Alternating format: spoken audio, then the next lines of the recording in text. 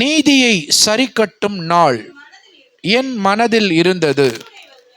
என்னுடையவர்களை மீட்கும் வருஷம் வந்தது.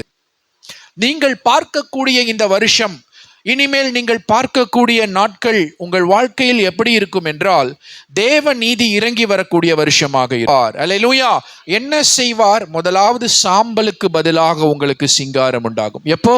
தேவ நீதி உங்க மேல இறங்கும். துயரத்திற்கு பதில் ஆனந்த தைலம் உண்டாகும். இப்போ நீங்க அமர்தாஞ்சன் தைலத்தை தேய்ச்ச நாட்கள் முடிந்து போய் உங்களுக்கு என்ன தைலம் ஆண்டவர் கொடுக்க போகிறார்? துயரத்திற்கு பதில் ஆனந்த தைலம். ஒடுங்கின ஆவி, டிப்ரெஸ்டு ஸ்பிரிட், அவங்களுக்குள்ள டிப்ரெஷன் இருக்கிறனால அவங்களால எதிலுமே கான்சென்ட்ரேட் பண்ண முடியாது. ஒடுங்கின ஆவியை எடுத்து போட்டு என்ன கொடுக்கிறார் என்றால் துதியின் ஆடை. ஹல்லேலூயா. தேவன் நீதியை சரி கட்டும் பொழுது எப்படி வருவார் என்றால், நீதியை மார்க்கவசமாக தரித்து கொண்டு வருவார். ஆண்டவர் நீதியை மார்க்கவசமாக அணிந்து கொண்டு வந்து என்ன செய்வார் என்றால், சத்துரு உங்களுக்கு விரோதமாக வெள்ளம் போல வரும் பொழுது ஆண்டவர் உங்களுக்காக கொடியேற்றுவார். அல்லேலூயா. ஆண்டவர் உங்களுக்காக என்ன பண்ணுவார்?